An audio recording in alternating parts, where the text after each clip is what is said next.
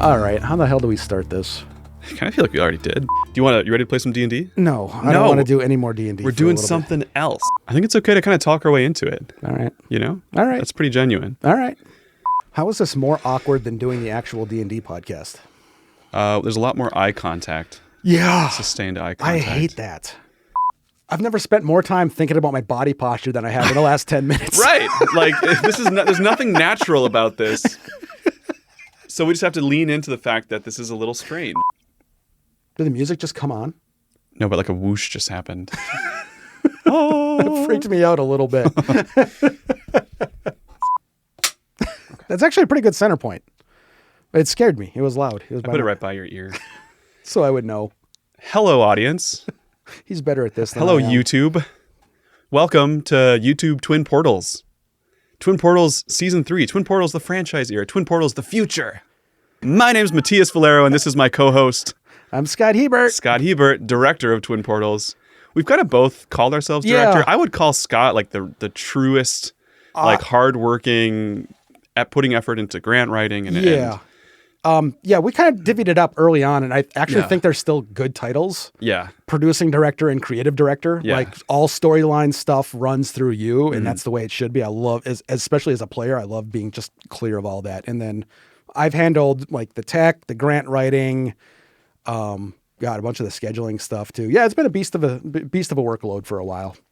Yeah, you've kicked a lot of butt. It's been a while. I'm also the one who doesn't have any kids, is only marginally employed, very, very low plans for the future. So You're the one who's free and creative and hardworking. Sort of. And humble. So what we're doing here today is taking it from me. We're putting on a show on video. Scott's been working on his video editing skills and technique for a while. He's quite good at it. He's making some amazing stuff on our Discord and sharing it. He won't talk himself up, but it's true. That's an upsell a little bit. It's awesome. Thank you. And so I'm really excited to put our story on video and to start trying new things on video. So for today, we just want to kind of keep it low key and talk about our past, our present, our future. And it's all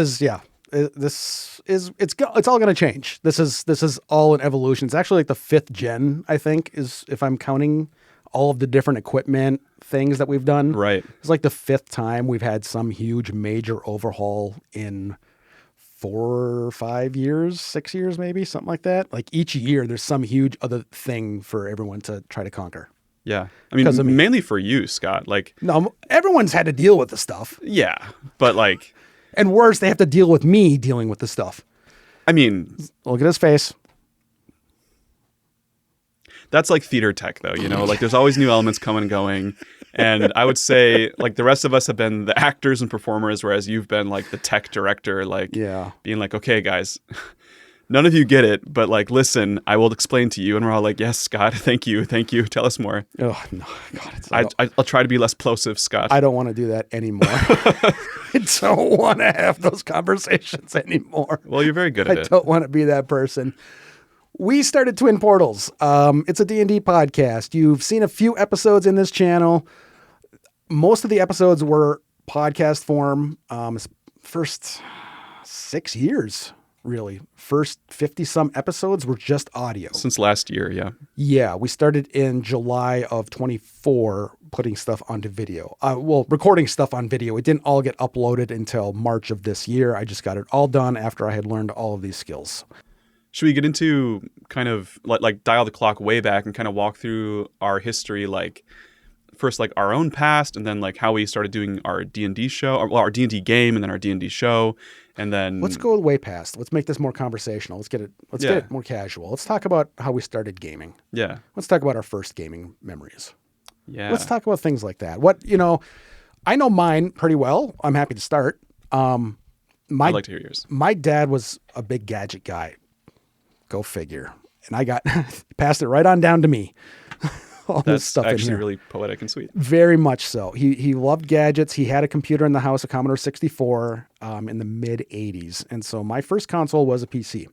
Learned how to, before we had the cartridge system, I knew how to put disks into the disk drive and then type run star.exe.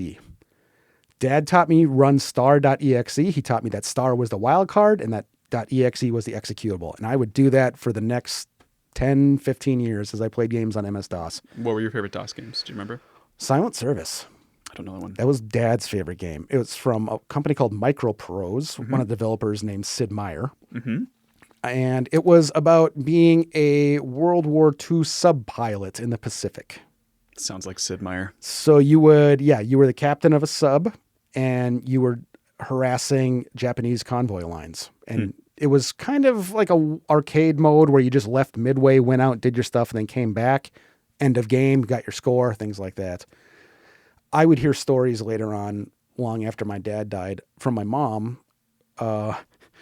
about being woken up at 4 a.m. to the sound of him cursing out the computer as he got depth charged by the Japanese before he could get back after taking down an aircraft carrier or something like that. Something I would also do for many, many years of my life. Nice. Just stay up too late and get frustrated at the digital complaints. Well, yes. Then rolled right into Nintendo and PlayStation and all the way through. Always been a gamer. Tabletop didn't start until much, much later in life for me. So how about your childhood for gaming stuff?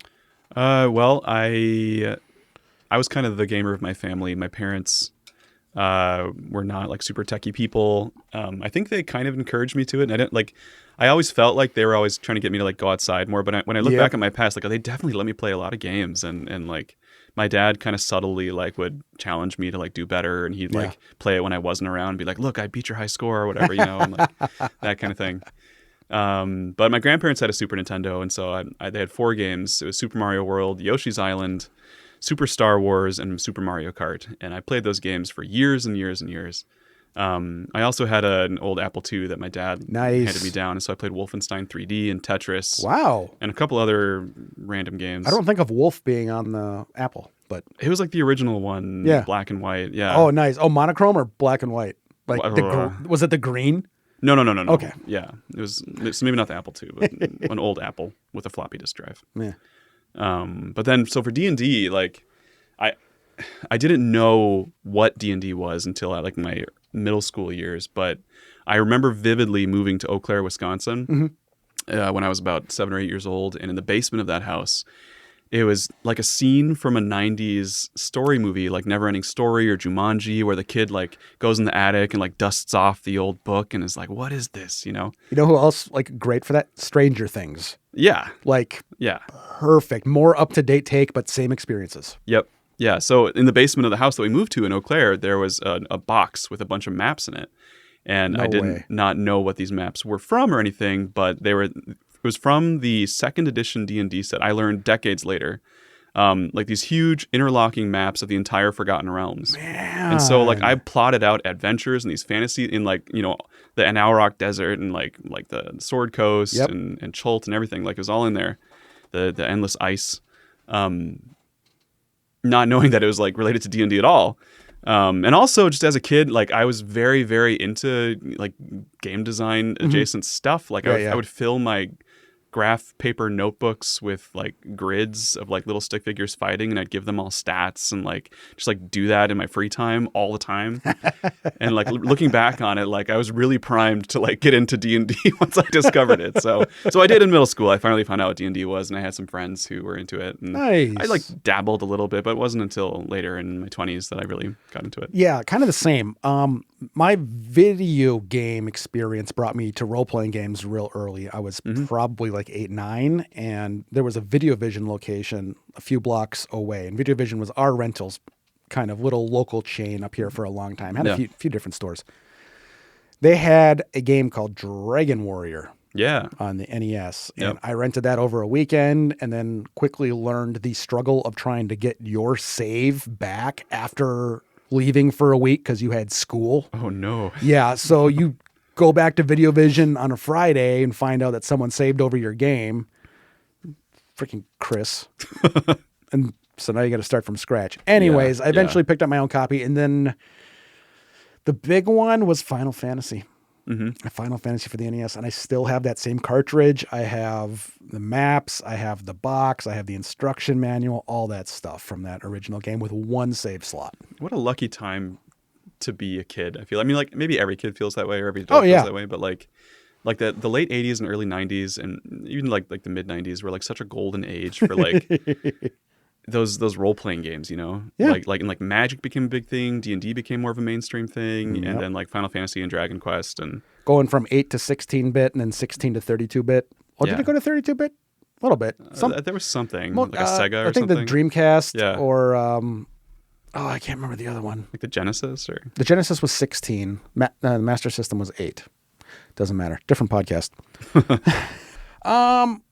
Tabletop, I had heard, I actually bought a D&D starter kit from Walden Books. Like just because you were curious? Or? Yeah, it was interesting stuff. I had Final Fantasy, I had Dragon Warrior, and one thing I loved was the instruction manuals. Because you got paper instruction manuals. I'm an old man back in my day. And going through and just like checking out the difference in the stats between the copper sword and the iron sword and the fire sword and things like that. And kind of wondering about stuff like that. And then I'm just wandering through Walden Books one time, probably looking for a choose your own adventure book. And I see this D&D thing, and it's got all of these stats and numbers and stuff. And so I ended up saving up the allowance and buying it, looking through it and loving it. I'm like, wow, this looks exactly like this game Hero Quest that I have, which I was curious about, which is kind of like a one-shot, like a D&D one-shot. So there was that. And then my other familiarity with D&D was, again, from PC games. And I think it was, I cannot remember the name of the company that produced them, but the Dark Sun series of games, things like that. They were on the PC in probably 8-bit era. I feel like D&D, like, it's very popular with like middle school and like early high school age people, but like it's really hard to find a group when you're that age. Oh yeah. Especially consistently. Yeah. But like you have a lot of time when you're that age. And I vividly remember going through the books again and again and just like reading the stats. Oh yeah. Do you have more D&D stuff to talk about after high school? Like, is there any? I mean, my D&D story mostly segs into my theater life. Okay, so let's start with how we met in theater and how you got into Duluth and things like that. I moved to Duluth as I was finishing college. I had a Conservation Corps, AmeriCorps internship 2 summers in a row. And so I was up here doing conservation work on the rivers and streams and lakes in the Duluth area. And I didn't know anybody. I found a house on Craigslist and I was looking for something to do. So I went to Rogue Robot, which had just opened at the time. Nice. And there were groups there looking for more players. And so I joined a group playing D&D. What year was this? 2012. 2012. Okay. Yeah. And while I was playing D&D there, I ran into an old friend from high school who was in town. And so like I joined her group and we just played for a bit. Nice. And then I realized that I missed theater and I wanted a community of my own. And so that same fall, I auditioned for Singing in the Rain at the Duluth Playhouse. I had just actually, that friend that I was playing D&D with, me and her went to go see Hair, which would be the first time I saw you, Scott. That's right. Saw you all the way. I was going to bring that. You didn't see me all the way. Well, you saw me some of the way. I saw a lot. You've seen a lot of me since then. I have. I've seen most facets of you, I would say, Scott. Yeah, I'd say you're probably about 98% clear. Probably have a few secrets, yeah. Yeah, not quite platinum, but gold. No, we still got to get closer for that. Yeah. Yeah, I remember, I'm glad you mentioned the hair thing, because I always remember for some reason it showed up in a Facebook memory or something like that, some article on hair, and I had clicked on it and I saw a commenter from a kid named Matías Valero. Oh, really? Yeah. I do remember this. Huh. It might have been on the Playhouse page, would be my guess, saying that you had seen it and that you wanted to get back into theater. No way. Yep. I'm not kidding. Wow. Holy cow. Yeah. I might have to go back and look for it. It would be, again, in the Duluth Playhouse Facebook post, 2012, around the hair articles, July. That's amazing. I mean, wow. I thought I told you about that before. No, that's why I said it so casually. So in a way, Scott, like you getting naked on stage with a bunch of theater-ass theater people. Theater-ass theater people. Okay. Put it that way. Moved me to follow a life course where I met my wife, led to twin portals. You were already going to do that. I don't know if I would have. If hair had been like just blah, I would have been like, nah, maybe I'll just keep doing engineering and not worry about theater in my 20s. Hair was a hell of a story too. Yeah. And then I just kept rolling through theater. I had been at it for 4 years at that point. So for me, I had, auditions lined up, had my rehearsal schedule lined up. I'm not really doing anything else, and I'm not looking for something to do with this X-ray degree I just got. So, so that coincided well with 2014, which is when the 5th edition D&D manuals came out. And then from there, D&D became like a huge mainstream thing. You skipped my favorite shows there on 13. Do you want to go through all of our shows? I just want to mention them real quick. All right, do it. I want to talk. First, there was Godspell, which you weren't in, but you and Angela were both working backstage. Opposite side. Working my ass off on You Godspell. were working. Oh, that's right. Well, I mean, you weren't in the production. You were working backstage. Yeah. Helping raise Pascal into the air all by yourself. I forgot about that part, but yes, you did that. Evita, which I emotionally checked out on. Very hard. I had a lot of fun in Evita. I bet you did. And then that led to Spamalot, right? That was the next one? Went into Spamalot, which was one of my favorites of all time now. So we met Kendra. Yep. Then Greenberg. Not Greenberg.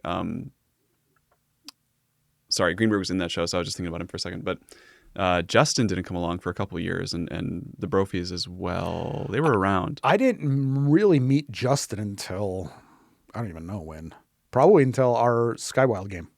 Yeah. Wow. Because I cut out of theater in 2015. I suppose. After Eastland, and you guys went into, I think it was Joseph. Yeah, I think that was his first big show. And so that's where he jumped in. Yep. Yeah. Crazy. But we did a lot of shows together, Scott. Yeah, I wrote them down. Yeah. Singing in the Rain, Godspell, Evita, Spamalot, Peter Pan, Anything Goes, Les Mis, White Christmas, JC Superstar, and Improv. So it's, a casual 9 shows of like 2-month rehearsal processes. Plus the And then we got into improv and D&D. A little bit of improv stuff. We didn't. Our improv crossover wasn't huge. No. I think I was kind of heading out when you were coming in. Yep. And then I sort of heard you and I think it was Matt Smith talking about D&D and you and David talking about D&D and things like that. And I was able to horn in on one of your new games. You're starting up a Skywild campaign. Yeah, we played through the whole Horde of the Dragon Queen and Rise of Tiamat campaign. Yes, that was before I got in. Right. And so that was like my big DMing experience, I would say, like my formative DMing experience. Yeah. And then like a few random side games from there. And then the Skywild is like, okay, I'm going to do like a homebrew thing and make it amazing. I didn't know about the homebrew part. Oh, yeah. It was quite homebrew. Although I wasn't expecting it, I should say. Right. I wasn't expecting it. That's different. Not that I wasn't ready. I just wasn't expecting it. So the Skywild campaign was a little traumatizing for Scott and for most of the group. Thank you for adding most of the group. There were a few factors at play. Like it was like a 7-player game at first, which was already a challenge. Plus an internet person, I believe. Plus an internet person. Wasn't someone Skyped in? Everybody was in. Yeah. So that's 8 people around the table plus Sylvie. Plus our dog. And then everybody had like beautiful backstories, and I thought I'd like surprise them all. Yeah. By the way, I just want to interject real quick. This is my first like big D&D character, and I have been working on it at work, where I'm an X-ray tech, which at a local clinic, which means I have a lot of time to work on it. Mm-hmm. I did that thing where you make 3 pages of backstory and justify everything on your character sheet. I shouldn't have done that. Well, I think there's value in it, and I hope that you got something out of it, because in the end, our characters' pasts drive them forward, no matter what happens in life. And I think that Erster Greenwood was a very rich character with a strong personality, and he was very driven because of what he lost. Because he lost a lot in session 1 of the campaign. Is Erster Green Needle? Green Needle, thank you. First of all. Greenwood. Yeah. It wasn't anything out of the usual. Here's the thing. It's kind of how a D&D campaign has a chance of starting. That just like that.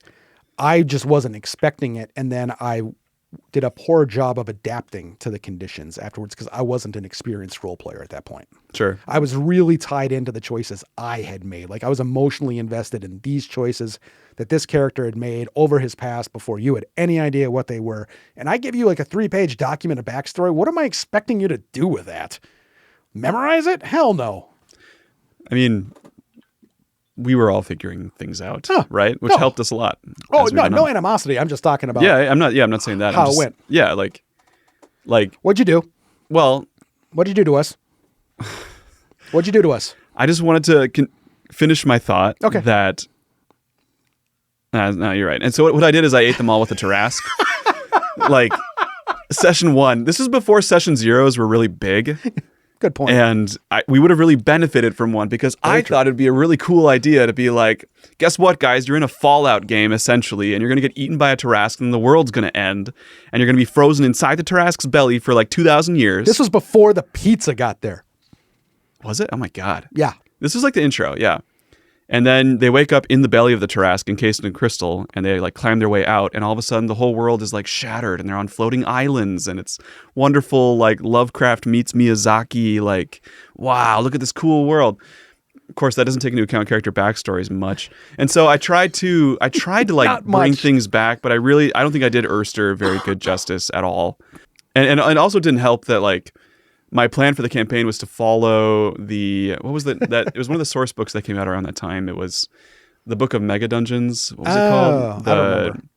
Had the Sunless Citadel. I only have these. Maybe it's here. It might be, but let's not focus on these two. Well, hold. Is it in there? No. The Yawning Portal. Tales from the Yawning Portal. Yeah. What the book was. And I was like, Mega Dungeons are cool, right, guys? And everyone was like, yeah. That one. And the first dungeon is this huge, like, sprawling 3-story mega dungeon called the Sunless Citadel, I Loved believe. that part. It was a cool dungeon. I love that part. Yeah. It took us probably, like, I don't know, at least a few months to get through it. Yeah. And so it was a combination of, like, them having these rich backstories, all of that being blown away, and then being locked in a cave for 3 months of real time with, like, 7 or 8 players that led to a lack of player satisfaction in engaging with their backstories, which is very valid. And I tried to like do little like breadcrumbs, like here are your descendants coming to talk to you, and like here's like the ruins of your home, and look at that. But it wasn't super satisfying. And in the end, we were like, and all anybody wanted was to like find their way back home, and so that became like the thrust of our whole campaign. It was like, how do we reverse this calamity? And it was okay. It kind of petered out after a few years. We had some good times. It just did the D&D campaign thing. Well, it kind of transitioned right into Twin Portals, and so in a way, like yeah. I sort of harnessed, hijacked maybe that energy. For good. I just going back to I enjoyed that campaign. That first thing was traumatic, and I'm like, is this really what this is? Did I spend all this time and now we're just going to toss that away? Yeah. And so that was sort of the sense of loss that I had. Like, I felt like I was being told the story rather than being a part of the story. I did not role play well. I was very young, and I wanted, as that goes, I should say, as inexperienced. It wasn't what I had pictured in my head, and my mistake was picturing something in my head, I think. Like how the thing would go, how the session would go, things like that. So I wasn't as adept at collaborative storytelling, for example. A lot of single player syndrome. Main character. That's what we were all coming from, though. I mean, like, this was kind of before, like, all these actual play shows were really huge. There was also, I felt like a bit of an outsider because you were pulling directly from your prior campaign, which most of the players had already been in. Right. Yeah, there were some characters from that. Yeah, so I felt a little bit of an outcast on that because I didn't have knowledge of, I couldn't draw on any of that for any strategic value or entertainment value or things like that. So just a few combinations, and then a player with not a lot of patience or experience is what happened there. And then you were like, let's take this and make it a podcast. So this was the summer of 2018, and I had been streaming on Twitch for about 3 years at this point. Right. And having a good time doing it. And I started watching Acquisitions Incorporated, which was the Penny Arcade actual play. And they had just finished a well-produced series of like 10 episodes in their studio at their offices. And I started thinking, why can't we do this? I mean, I think the players around our table are often funnier. That's always subjective. We were all theater and improv people, so like we had the chops in theory. I felt like we had a stronger background to do well earlier on, because this was a time when I was comparing myself versus everything. We could do, we're better than them at that, we're better than them at that, blah, blah, blah, blah, blah, blah. So then I ended up going to PAX West 2018, and I sat, I can't remember where, probably like 10 rows back for the Acquisitions Incorporated live show at Benaroya Hall in Seattle, Washington.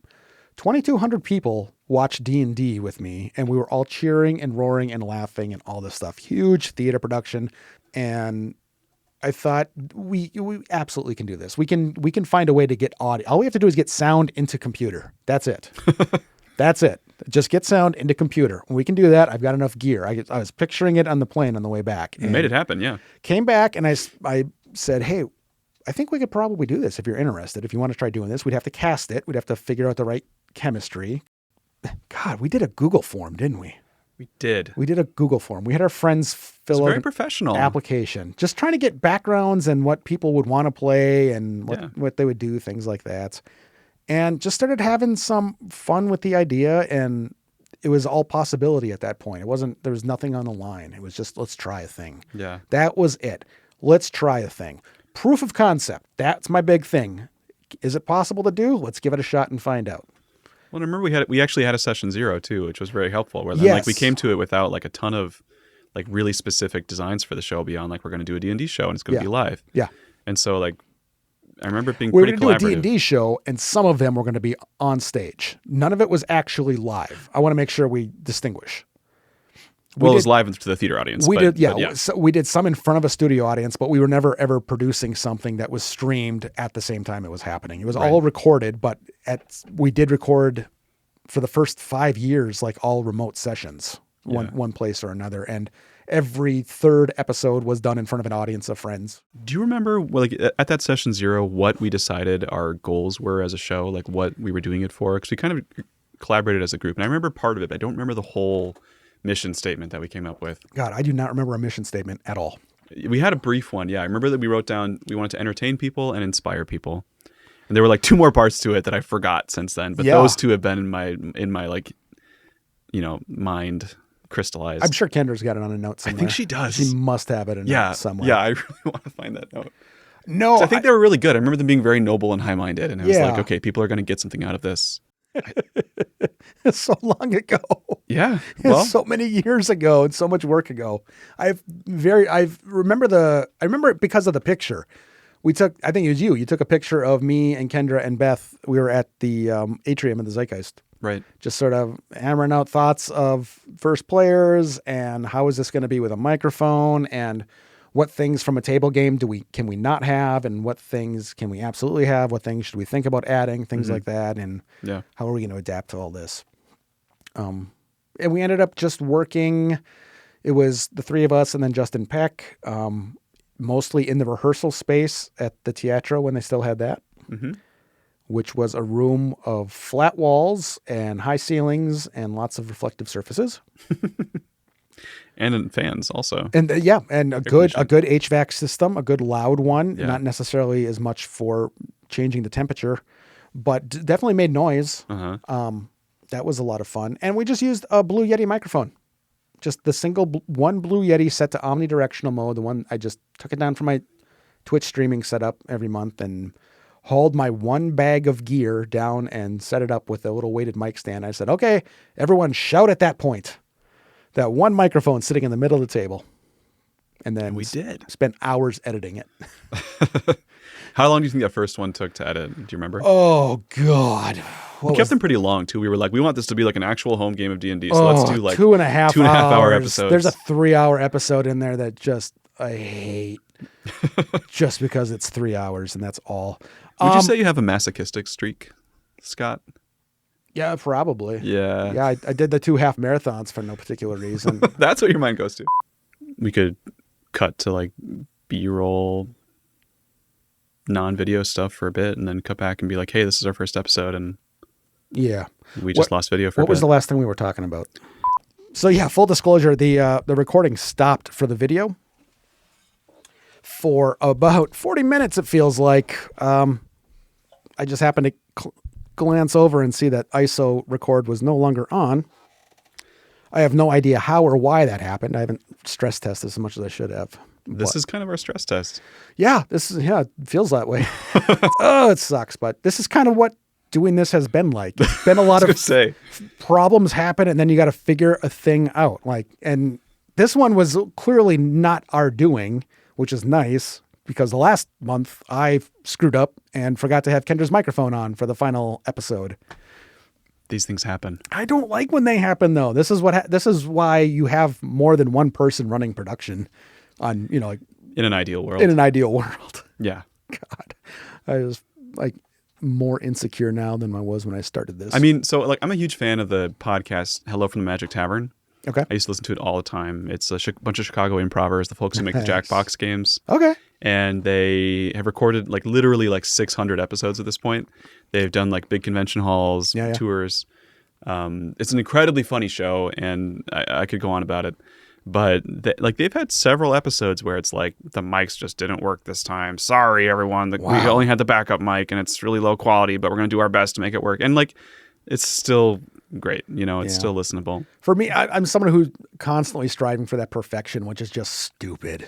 It's just dumb to hold yourself to that level, which is what I try to do all the time. And I've no experience in this is the thing. Every time I've pushed Twin Portals forward, I was pushing myself into something I hadn't done before. Yeah, that's brave. It's nuts. Anyways. It is nuts. Anyways. It is nuts. Frickin' take about 10% off there, Squirrely Dan. You are a little bit nuts, my friend. It's good to be that way. All right, we'll pick it up like nothing happened. So we did it to try it. And something that shocks me is that our third episode was our first live show. Just like how quickly we went into it. How nuts is that? So it's just like try it twice and now go do it in front of people. It was a blast. It was a great time. I love that. Our audience was so supportive. Very into it. Made a big difference. Yep. Yeah. We talked to Mary Fox, who was the artistic director down at the Teatro and for Renegade, I believe. It was Renegade. I don't know exactly the relationship, but she was very enthusiastic and still is. She actually saw the last live show we did. Yeah. And that was the first live show she had seen and couldn't believe it. It's a different language. D&D is a different language to somebody who's never seen it before. They have no idea what you're talking about when you say, roll a D20 for insight. Yep.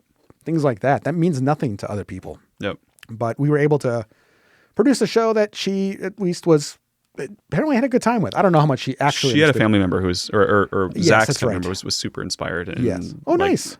Yeah. So if you're watching, thanks for coming. Nice. I remember that. I was really glad to hear about it. Yeah.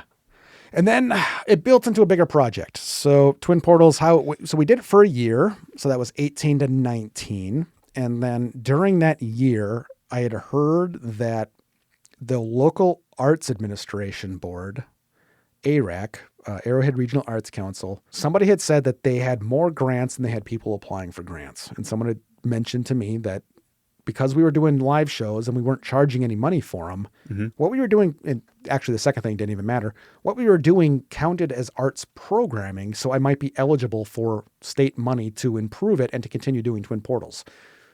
So I wrote a grant. It was called an Artist Access Grant. It is only eligible to people who have never had an arts grant before. And I wrote a short thing about it, and I was basically just banking on the 10 years of theater experience that I had, saying, I've got all this stuff. I know all these people. I got a location lined up. We can use it. The AD's into it. And I got my first $1,000 grant for Twin Portals, which got us off that Blue Yeti mic and onto 6 individual microphones. Yeah. For the first awesome. time. Some of our team members had some grant writing experience too, so we kind of put our heads together. And yes, I reached out to a lot of people.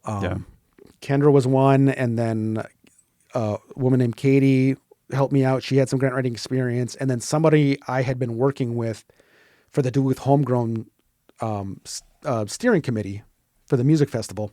She was also a professional grant writer. Nice. And there was one time where I was able to help her out with something, and she said, all right, I'm getting you that money. So I handed her the grant application, or the one I had filled out. She said, okay, you're going to change this, and this, why this, stuff like that, and ended up getting the money. So now instead of using the one microphone, we're using 6, and it changes everything. It changes everything about the sound. But now I'm also buying microphone stands and XLR cables and backup cables and memory cards and all this other stuff. And so now it just, now the things just starts building and building and building. That was in 2019. And then we had March of 2020, did our live show, which was memorable for reasons I won't remind you of. Oh, March 2020. Yes. Yeah. Yes. Vividly. Vividly. Yeah. It was traumatic. We'll save that one for later. And then everything shut down because of COVID. It was March of 2020. Yeah.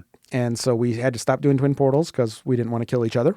And we wanted to meet live to like process what had happened in that episode. We were like, let's hold off. Yeah. It was really weird timing, wasn't it? All things considered. Like that happened and then we couldn't see each other for 9 months. Essentially, I think we got back together in January, January of 21. We didn't see each other. We went out to Justin's place and we socially distanced. Oh, yeah. We were still masked up and 6 feet away. What a time. It was the first time we had seen each other. Except for, talking over Animal Crossing. With like the howling wind of Lake Superior. Yeah. And we were like, God, I'm so happy to be outside. Yeah. Oh, that's 2020, man. Just continuing to build that up real quick, finishing up the Twin Portals tech story. It was during COVID that the Minnesota State Arts Board realized that with people not being able to get together, their arts grants needed to be adapted. They needed to give people money to find new ways to entertain and give arts experiences, because if people can't get together, there still needs to be art somehow.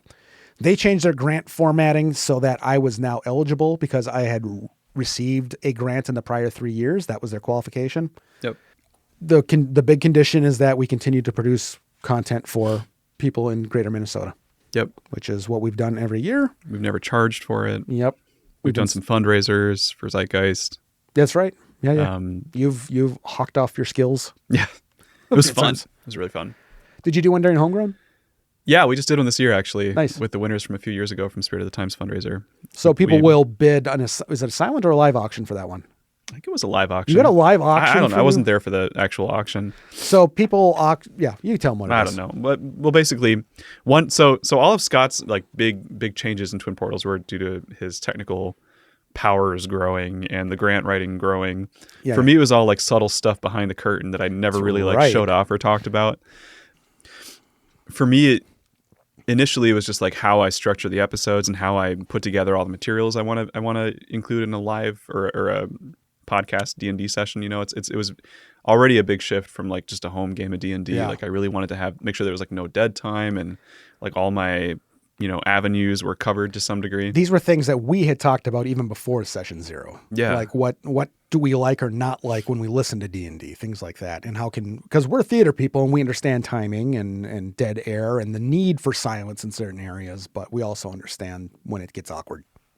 For sure. So, yeah. So like my organizational techniques evolved constantly. But also we tried something, Kendra kind of spearheaded it actually. She encouraged me to do catered D&D events. Oh, that's right. At Zeitgeist. Yeah. And we looked for other spots too. We only did a few of them. We kind of like tested the waters and I found that it was really fun, but not something that I wanted to like make my own side business. It was more like if the event arises, I'd be happy to do this. Yeah. And so I came up with a couple one-shots and ran some games of D&D for strangers. Nice. Along with catered dinners. And it was a great time. We did it maybe like 5 times. Mm-hmm. And then also as a fundraiser thing. Yeah. As a service. And then since then, that's led to me getting involved in other businesses around the state of Minnesota that do that kind of thing. So there's Heroes B&B is one, or DD&D, I think Dragons, Drinks, and Dungeons. Dungeons and Dragons and Drinks? I think it's Dragons first. But yeah, Dragons, I don't remember. Drinks, and Dungeons. But anyway, these people are coming to Duluth. Like they want to expand to this area. And they've heard about Twin Portals, and they're like looking for DMs. And so they reached out to us, and we made these connections. And so I've since done some fundraiser events and other things in the cities with Heroes B&B. And I'm going to DM the first event with DD&D here in Duluth at Ben Paddle in the next month or so, in June.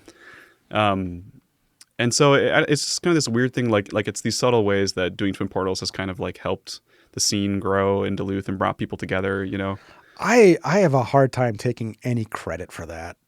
Like I love that the scene is becoming less fragmented. That's the one thing I've always heard, is that games are so isolated. No one really knows the other things that are going on in town, which makes sense. I get that. I'm kind of the same way.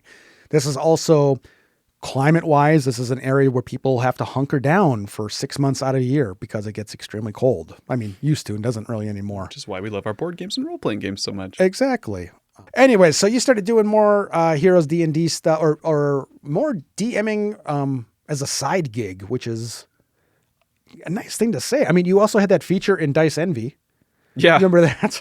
Yeah, randomly. Thank you for setting that up. Yeah. I am on the Dice Envy email list, and they were doing interesting DMs like thing. What's up, DM? Tell us about yourself. Something like that. And I'm like, well, I got a guy who's an environmental engineer and hosts a podcast. Yeah. You're liking having a podcast, aren't you? I like talking with you, Scott. I mean, what was the question you just asked? Sorry, you reminded me of Expedition 33, and I just got in the zone right away. We were talking about. The next thing on that list was skills we started with or built along the way. I don't know. Sure. Do we want to talk about that this episode? Well, we kind of already have. Yeah. In varying degrees. Yeah. So your skills, organizational, improvisational. What other stuff goes into what other skill sets are important for preparation for a dungeon master? For DMing? Probably like scheduling is a big one, which you actually helped a lot with in Twin Portals. You did pretty much all of that. Yeah. So you're very good at that. No, I'm a pit bull. I just get on people. Like, I just need an answer on this. That's it. Are you available now? This, or this? Yeah. So like, as an example, most of our Twin Portals recordings are scheduled like 6 months out. And that's just how hard it is sometimes to schedule a game of D&D. So if you feel like you have a hard time, just know that it doesn't get easier usually in life. You just got to kind of get more ahead of it. Probably a good time to talk about why we're making the change. Sure. Yeah. It seems like we were kind of going to place this near the end of the episode, I think. Sure. So we wanted to change the story a little bit. We wanted to change what kind of stories we were telling. And we realized there are a lot of stories. There are a lot of people doing the same thing we've been doing.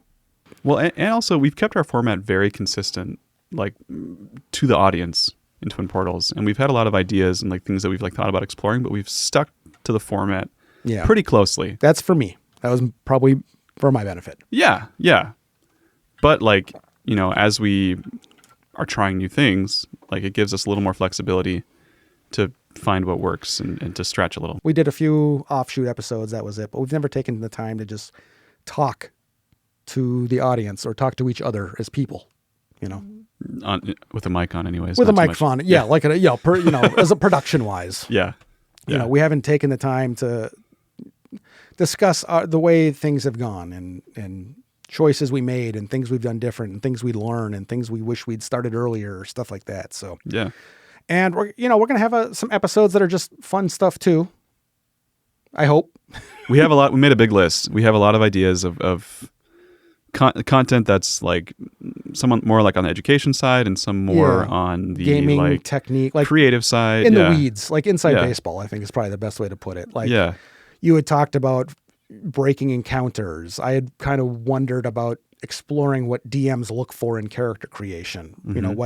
What things do you need or not need? And then we also want to talk about the artistic stuff too, like or production stuff, like how funding, how people could get funding. Yeah. I think a lot of people want to know that. Yeah. Like I've done a panel before on grant writing, mostly about introduction to grant writing and not necessarily how to be a good grant writer, although I think I need to broaden my scope a little bit. Well, you've reviewed a ton of grants, so like you have a kind of a broad experience in that world. Yeah, I for someone who didn't specialize in it and never went to school for it, I'd say I probably have way more than the average person. So right, I think I'm a decent resource for someone looking for an artistic grant in the state of Minnesota. Yeah. And then tech experiences, things like that, but we're going to be figuring this out. It's going to be a lot of starting and stopping. Clearly, everything's an adventure with this. Yeah, for me, there are so many things I would love to try, and so I'm looking for input. For one, I'd like to see like what people haven't seen before. They like to see us, throw ourselves at. I would like to do more like one-off style gameplay and storytelling, like either within D&D or exploring new systems or just like trying scenarios like regardless of the system, just to like see what sticks and what's interesting and try to get really creative with it. Going into like our live shows also, you want to talk about that for a bit? Yeah. So where season 2 ended, that there's, I'm not going to spoil it too much, but there's a lot of possibility in the world of Twin Portals, our story. You set us off good. Yeah, you guys did a good send off. I appreciated it. Yeah. We want to try to explore other player characters and more contained stories, like focusing on the live shows. with more of a one-off or like sort of like a semi-coherent arc between the live shows. Yeah. With new players as well. And possibly like even changing out players from show to show depending on the situation. Yep. So there's a lot of possibility there, and to me that's super exciting, and I'm really looking forward to seeing how it plays out. And all I think about is I have to make new packing lists. How am I going to transport the gear? That's the thing that come into my head. Like, It hasn't been about playing the game in so long. It's always been about the production. Like, I think since I had to get a dolly for the gear. Yeah. Once I started carrying 4 totes at a time, I was like, oh, wow, this production's a lot. So I'm excited too, though. I came into this recording with basically just like a week of dread because I had to tear down the studio and rebuild it, which I hadn't done yet. I procrastinate a lot. This is my own fault. But it's going to be a different experience now. I have been sitting in front of Audacity or Reaper for hours at a time after every episode, and that's not going to be the case anymore. Now I'm going to have new tools. I have a new sandbox to play in, and I have some skills already, which is really strange because I've always been building the skills while I've been doing Twin Portals. But this time I went to school for the skills first. So the video should, have a little bit more of an advantage than the audio did in the early stages. So the audio, I think, will still be good. I don't know how intense I'm going to get with the editing just yet. We'll see how everything goes. This is all brand new to me. Do you have like a dream for like what kind of video media you want to make in the future? Or is it still kind of like exploring, like just seeing what works and what you like? Is that kind of your main? I guess I don't know what you mean when you say video media. Well, like do you have a way that you want to build on what we're doing here in the future? Or is it kind of just seeing how it goes? Right now, I want to see what interface I come up with. First of all, like, how do I present this? Is it just going to be blank screen, or how are the cuts going to go? How are the transitions going to be? We have gone back and forth on topics like crazy. We've had to start and stop recording. So this is going to be super patchwork. It's going to take a little bit more time, but I have more time and I'm not worried about that. I don't know yet. There's a part of me that's always dreamed about having somebody nearby who is interested in running graphics and doing things like that. But with the amount of work it's taken to get to this point, I just kind of want to see if I can get this to run well first. That's my goal. Can we get this to run well first? After that, I want to make this studio space that we're in now, and we're going to be spending more time in the studio space than on stage. I want to figure out how we can make this quickly more modular rather than the work I had to put into it today. Like, I might move stuff around again. This scene may now be taking place on the other side of the room just for logistical reasons. I don't know yet. So, but having done it once, I know I can do it again. I know roughly how much time it's going to take, and I can start making plans in my head about where everything's going to go. Might have to buy some more tables too. Definitely more tripods. There's a lot of stuff in here, dude. Scott's done some good work. Yeah. I took my one space and I've done what I can. Is what it is, Anyways, what else we got on this list? You got anything else you want to talk about, bud? I mean, a lot of things. I mean, maybe we should find a button, though. What about for episode 1 here? I mean, it's going to be what it is. I stress once I get in front of the camera, and I stress once I get in front of the microphone, and I've stressed about all this stuff for a long time, but I know I feel like I'm getting close to White Harbor here. Is that what was the harbor in Lord of the Rings where they went from? Where they left off the boat. They went to the...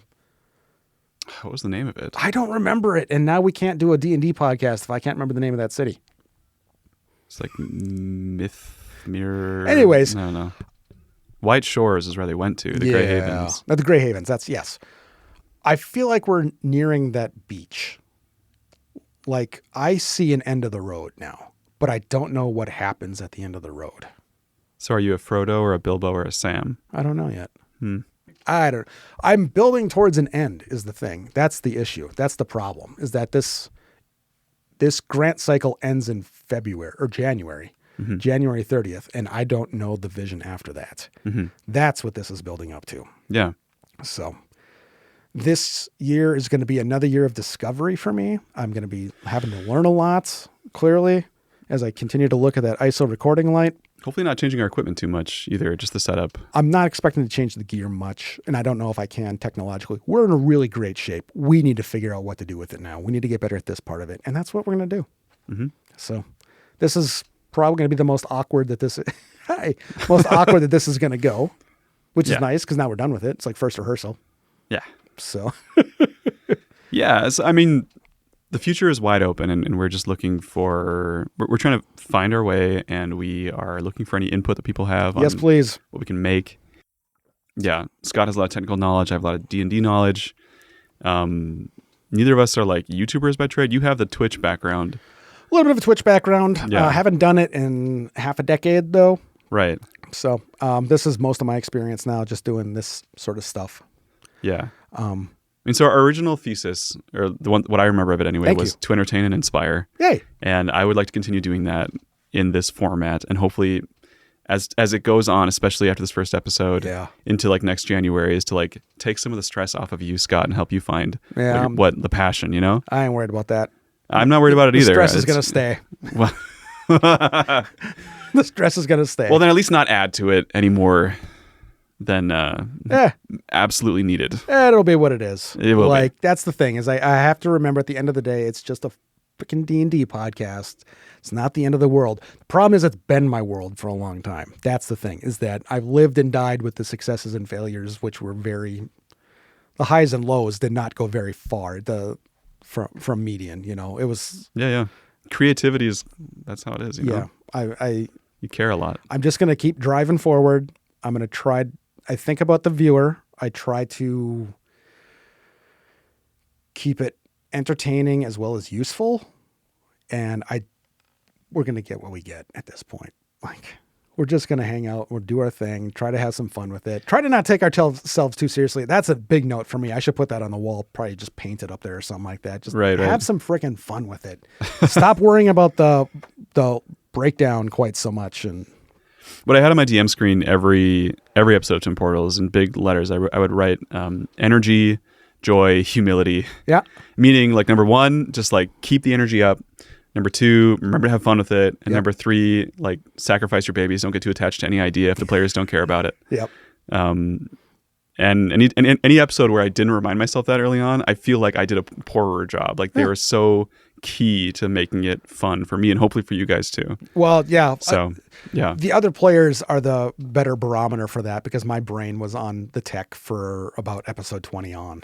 Like, that's I sacrifice so much as an engaging player by thinking about popping peas and making sure people's time is being respected and all that stuff. So it got real weird. I haven't been able to really play a straight D&D game in a long time just because of that. Like, if you ever feel like it, like without equipment, I would love to without equipment sometime. Yeah.